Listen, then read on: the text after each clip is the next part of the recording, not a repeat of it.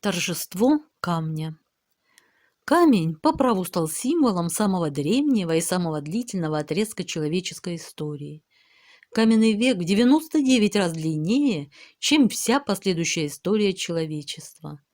Для нас слова «каменный век» означают не только беспросветную даль времен, но и отсталость, дикость, варварство.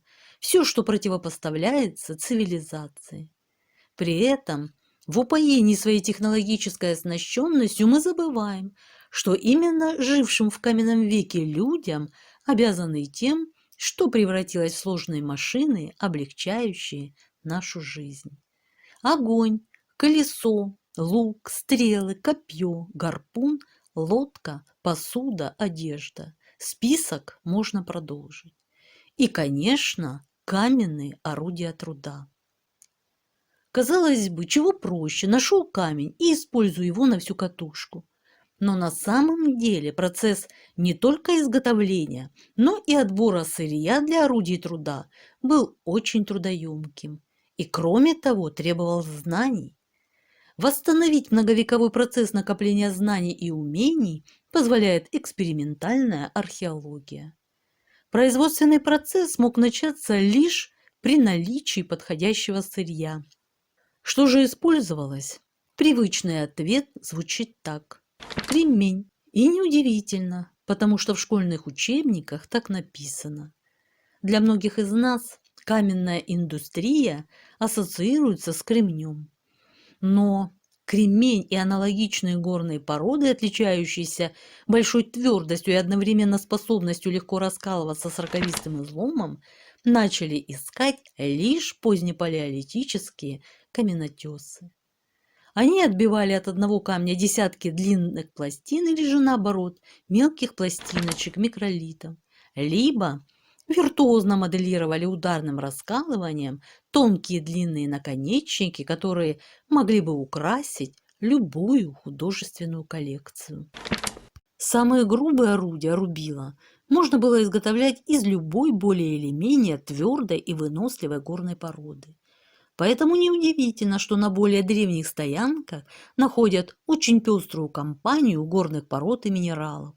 Кварцы, кварциты, базальты, диабазы, индезиты, порфириты, граниты, кальциты, доломиты, кварцевые песчаники, кремни, роговики, амфиболиты, зеленые сланцы, обсидианы, которые из разных районов были принесены в одно место речными потоками, морскими приливами, либо ледниковыми языками.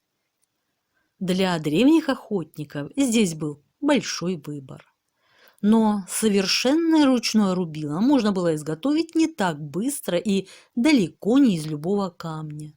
Самые лучшие ручные рубила получались из колющихся пород – кремня, роговика, обсидиана. Кремниевое ручное рубило весом около 700 грамм современный экспериментатор после длительных опытов научился делать за полчаса. Настоящими мастерами каменотесного искусства были позднепалеолитические охотники. Они опытным путем в совершенстве познали и раскрыли основные физические и технические свойства различных видов камня и умели их не только оптимально использовать, но и приумножать. Для экспериментаторов это были тяжкие минуты, когда они пытались в большинстве случаев безрезультатно скопировать длинные клинки или плоские наконечники, при том, что они были вооружены данными, которые им сообщили микроскопы, минералогические, химические и спектральные анализы и измерения прочности на растяжение и сжатие. У древних мастеров никаких приборов не было. Они учитывали внешние признаки камня – цвет, блеск, зернистость, излом, массу, прочность, твердость и умели отличать основные типы качественного сырья от бесконечного ряда непригодных горных пород и минералов. С безошибочной точностью находили они породы, отличающиеся твердостью, прочностью и одновременно способностью к раскалыванию. Об этих породах мы знаем сегодня, что они образованы веществом и называем их силикатами. Роговики, кремни, радиолариты. Орудия и оружие из такого сырья почти не уступают стальным. Наиболее обширные месторождения кремня встречаются в горных породах самого верхнего мелового отдела. Они тянутся главным образом в прибрежных областях от северо-западной Франции через Голландию, Данию и далее на север. Там они подвергались воздействию морского прибоя, мороза, выветриванию. Качество кремня страдало, так как он лишался необходимого количества воды. Из такого сырья лишь с большим трудом можно изготовлять длинные пластины. Наверное, позднепалеолитические каменотесы добывали хотя бы часть кремня и качественных роговиков в местах исконных залежей. Но как это происходило, если места залежей удалены иногда на сотни и тысячи километров? Вероятно, они время от времени предпринимали экспедиции за сырьем, как это до сих пор делают аборигены Новой Гвинеи. Могли они заполучить его и, так сказать, мимоходом при передвижениях по обширной охотничьей территории, либо посредством меновой торговли, которую организовали люди, жившие поблизости от источников сырья и обрабатывавшие его в количестве, превышающем их собственные нужды. На многие каменные вопросы, оставленные нам позднепалеолитическими охотниками, экспериментаторам в конце концов удалось ответить, хотя этому ответу предшествовали длительные исследования. На все, кроме одного, но весьма существенного. Даже многолетние исследования и опыты оказались тщетными, когда экспериментаторы пытались имитировать откалывание методом давления. При изготовлении тонких кремневых, роговиковых или обсидиановых наконечников копий и стрел длиной от нескольких сантиметров до нескольких дециметров. Многие из ученых все-таки признали свое поражение, и лишь несколько человек упорно продолжали эксперименты, добравшись до середины пути. Полностью же тайну удалось разгадать лишь американскому археологу Дону Крэбтри, который этой проблеме посвятил всю жизнь. Соль ее состояла в том, что кремень или обсидиан перед откалыванием необходимо было подвергнуть тепловой обработке. Итак, методы старых каменотесов наконец-то перестали быть тайной. Мало того, сегодня американские студенты-археологи обучаются им в университетах на специальных курсах. Не везде в распоряжении позднепалеолитических каменотесов были кремень, добротный роговик или обсидиан. И поэтому те, кто обращался к иным сортам камней, оставили нам свидетельство своего мастерства в другом материальном оформлении. Кроме того, их изделия – доказательства немалых, говоря современным языком, минералогических знаний.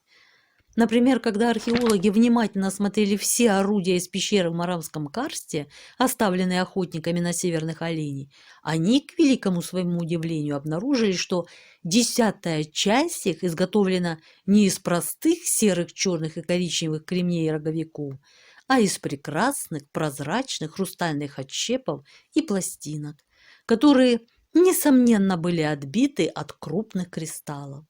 А поскольку такие в Моравском карсте встречаются редко, один минералог высказал предположение, что хрустальное сырье происходит из австрийских Альп, что побудило охотников на оленей использовать этот красивый и редкий камень. Мы, вероятно, уже никогда этого не узнаем. Горный хрусталь – минерал более твердый, чем роговики и кремень, но зато более хрупкий. В отличие от силикатов, горный хрусталь меньше страдает от недостатка влаги. Однако положительные результаты достигаются только ударами вдоль определенных кристаллографических направлений. Другие удары превращают кристалл в груду бесполезных обломков. У кристаллов высокого качества можно даже при слабом ударе вдоль нужного направления получить тонкие, почти плоские отщепы.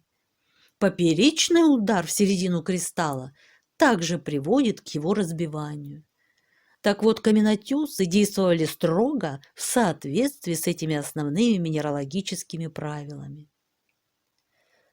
Сколько же поколений экспериментировало для того, чтобы накопить нужные знания?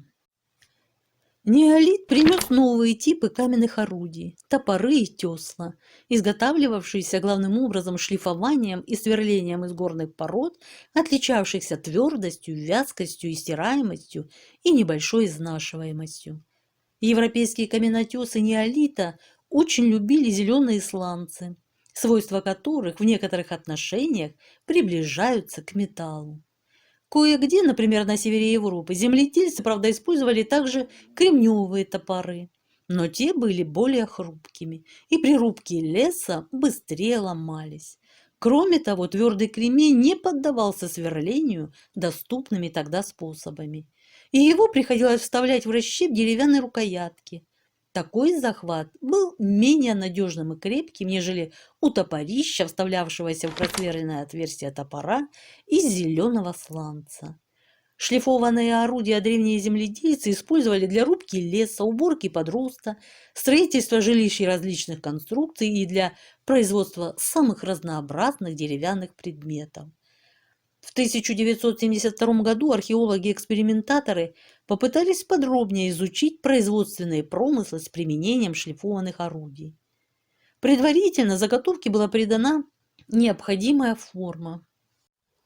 Шлифовка – процесс весьма длительный, и поэтому нужно максимально устранить ненужную массу.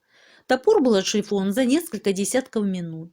Потом топор терли о кожу, и он приобретал матовый черный блеск, столь характерный и привычный у доисторических оригиналов. Применяя описанную технологию, экспериментаторы изготовили несколько непросверленных топоров и одно кладкообразное рубило. Время, необходимое на изготовление, колебалось в зависимости от размеров и формы орудия – от 3 до 9 часов. При изготовлении сверленных орудий нужно было добавить еще одну операцию, которая в доисторические времена осуществлялась с применением деревянного или костяного сверла, вращаемого обеими руками либо луком. За час отверстие углублялось приблизительно на 3 мм. На шлифовку топоров неолитического типа из мягких горных пород требовалось от 90 до 150 минут. С нефрита, отличавшегося колоссальной твердостью, экспериментатор за час шлифовки при огромном физическом напряжении снимал только 20 граммов массы. За 20 дней 4 экспериментатора изготовили серию нефритовых топоров, тесел и ножей. Самые мелкие предметы были весом около 50 грамм, самые большие топоры до 2 килограмм. На изготовление крупных орудий уходило по 30-35 часов, мелких 5-10 часов. В неолите мастерство шлифовальщиков камня достигло кульминации. Некоторые топоры-молоты с граненым телом, колпаковидной тыльной частью и верообразно расходящимся лезвием являются подлинно художественными изделиями, некими каменными скульптурами. Они, видимо, не предназначались для практического употребления, а служили, скорее всего, знаками власти либо предметами культа. Эти предметы до сих пор не отважился скопировать ни один экспериментатор. Ясно, что за такую задачу может взяться лишь опытный каменотес или скульптор, который не пожалеет ни времени, ни труда. Наступил конец энеолита, и вместе с ним конец долгой эры трудовых и ратных орудий из колотого и шлифованного камня. Не следует, конечно, это представлять так, будто словно по приказу все жители доисторической Европы собрали вдруг в кучу свои каменные изделия, отнесли их в музей, а дома их уже поджидали новенькие блестящие металлические инструменты. Наоборот, вопреки археологическому календарю, по которому уже давно на дворе была эпоха бронзы, люди еще продолжали использовать каменные орудия и в мирном, и в ратном труде. Нового материала было мало, а кое-где он вообще появился довольно поздно. Конечно, изготовление рубил и топоров – занятие хоть и важное, но уж очень прозаичное. В древности делали не менее важные культовые предметы, причем использовали для этого тоже камни, но очень красивые. Особое место среди нежных опалов, строгих халцедонов и загадочных агатов занимает камень само имя которого вызывает ощущение девственной чистоты и прохлады. Этот камень – хрусталь. Плиний-старший почти 2000 лет назад писал об этом камне. Его, конечно, находят не иначе, как в таких местах, где зимний снег особенно сильно застывает. И это, несомненно, лед. Даже такой знаток камней, как Марбон Ренский, XII век, верил тому, что говорили греки и римляне, и заявлял: чистый кристалл – это лед, отвердевший за многие годы. Это представление до XVII века даже не пытались ставить под сомнение. В средневековых лапидариях он фигурирует все еще как окаменевший лед. Заблуждение развеял физик Роберт Бойль. Измерив удельный вес хрусталя и льда, он пришел к заключению, что это разные вещества. Однако название камня осталось, закрепившись за прозрачными бесцветными кристаллами. А непрозрачные молочно-белые или серые разновидности стали называться кварцем. Кристаллы хрусталя достигают иногда огромных размеров. На острове Мадагаскар добывают настоящие обелиски длиной до 7 метров. А в швейцарских Альпах был найден экземпляр весом около 800 килограмм. Замечательные и маленькие, не более 5 миллиметров хрусталики, которые по месту их первой находки в Карпатах назвали мармаружскими диамантами, бриллиантами. Затем их стали находить и в других местах. Эти безупречные по форме пирамидки ярко искрятся на солнце. Они настолько красивы, что их вставляют в ювелирные изделия без предварительной огранки. Благодаря своей лучезарной чистоте и чрезвычайной твердости горный хрусталь с древнейших времен ценился как художественный материал. Из горного хрусталя изготавливали линзы и магические шары. Линзами жрецы зажигали божественный огонь на храмовых жертвенниках. В глубокой древности жрецы Тибета, пропуская через хрустальные шары солнечный свет, фокусировали лучи и прижигали раны, которые удивительно быстро затягивались. Хрусталь, в отличие от стекла, пропускает ультрафиолетовые лучи, которые благотворно действуют на заживление ран. Сейчас кварцевые лампы нашли применение в медицине. Считается, что хрусталь является счастливым камнем для женщин, помогает в любви и избавляет от дурных сновидений. У древних греков и римлян хрусталь был символом чистоты, скромности и целомудрия. Фигурки, выточенные из него, служили амулетом, помогавшим от многих несчастий. Как амулет его носят на цепочке в кармане. Ограненный хрусталь, вставленный в перстень, по поверьям, дает владельцу ясность помыслов и избавляет от неприятных ситуаций. Считается также, что он укрепляет память и вносит ясность в отношении своего владельца с окружающими людьми. Искусные гадатели читают в его кристаллах или хорошо выточенных шарах картины прошлого и будущего. Для этого шар закрепляют в темной комнате так, чтобы на него падал луч света, наполняя его сиянием. И длительное время смотрят на шар, не мигая и концентрируя волю на желании увидеть искомый предмет. Иногда укрепляют хрустальный шарик на шелковой нити и, держа ее в руках, приказывают ему качаться, мысленно задавая шарику вопрос. Очевидно, для подобных же предсказаний в Древней Америке служил череп, изготовленный из очень чистого кристалла хрусталя.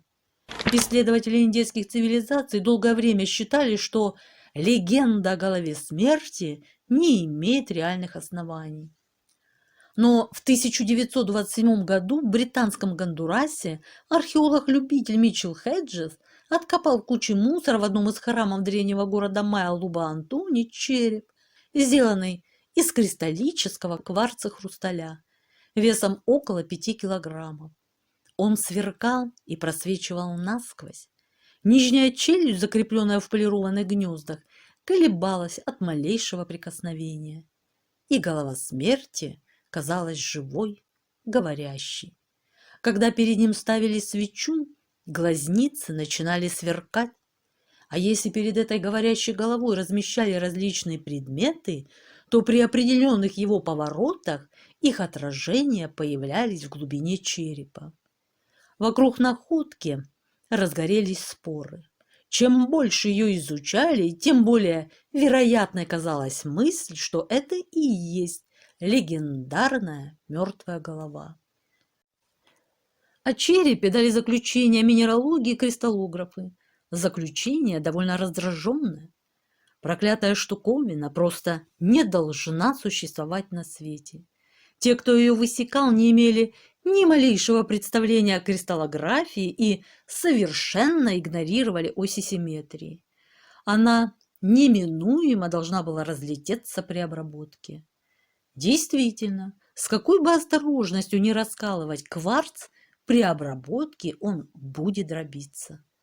Искусствовед Дорланд, изучивший череп, поставил такую запись. Можно себе представить, какой эффект создавал висящий в полутьме над алтарем череп со сверкающими глазницами, двигающий челюстью и изрекающий повеления богов. Тем более, что в нем можно увидеть любые предметы реальной действительности, лица людей, горы, зверей, плоды собственного воображения в переливчатой игре туманных пятен. Я сам наблюдал эффект, который оказывает этот череп из кварца на впечатлительных людей. У одних учащается дыхание, пульс, другие испытывают жажду или ощущают различные запахи. Некоторые даже засыпают. Жрецы, которые пользовались им, могли действительно прослыть всемогущими. Исследователи пришли к выводу, что поверхность камня полировали какой-то специальной пастой. Это потребовало очень много времени, напряженного труда, возможно, ни одного поколения мастеров. Время вообще было для наших предков категорией второстепенной. Жизнь после смерти не кончалась, она продолжалась. Время не имело ни начала, ни конца. Поэтому они могли без какого бы то ни было чувства горечи месяцами и годами терпеливо сокрушать каменными кувалдами скальный массив, чтобы вырубить угодные Богу многотонные монолиты и скульптуры, либо с тем же пренебрежением к бегу времени вырезать из каменной пластинки и шлифовать бусинки размером с булавочную головку. Нам, людям 21-го столетия, для которых секундная стрелка неумолимо отсчитывает часы и дни жизни и измеряет выработку и производительность, кажется непонятным, что когда-то существовали люди, десятилетиями возводившие Стоунхендж, пирамиды в Египте, Чичен Ицы и во многих других местах. Или вытесывали и поднимали огромные скульптуры, без всякой очевидной, на наш поверхностный взгляд, практической цели. Бессмысленное разбазаривание времени, скажем мы. Но нет, эти постройки, огромные скульптуры были в доисторическом и древнем миропонимании полны большого практического смысла. Сверхъестественные силы, боги и небесные светила решающим образом предопределяли земную и посмертную жизнь людей. Поэтому при помощи этих колоссальных построек и скульптур они стремились войти в контакт с богами на небе. Одновременно они накапливали поразительные астрономические знания, которые использовали для определения сроков сельскохозяйственных работ. Американский астроном Джеральд Хокинс, один из основоположников новой отрасли науки археоастрономии или астроархеологии, рассчитал орбиты Солнца и Луны для различных периодов далекого прошлого. Затем в Египте и Перу он обнаружил, что расположение некоторых составных частей строительных комплексов, которые могли быть связаны с наблюдением астрономических явлений, соответствовало его расчетам. Спасибо за внимание. Ставьте лайк, если тема вам понравилась. Я желаю всем мира, здоровья и благополучия. А на сегодня у меня все. Пока-пока.